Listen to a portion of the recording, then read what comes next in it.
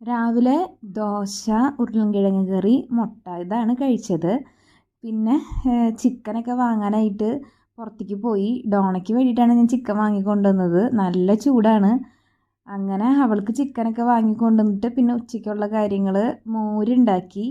പിന്നെ ഉരുളൻകിഴങ്ങ് മെഴുക്ക് പുരട്ടിയാണ് ഉണ്ടാക്കിയത്. അതൊക്കെ വേഗം റെഡിയാക്കി കഴിഞ്ഞ് ചോറൊക്കെ ഉണ്ടു.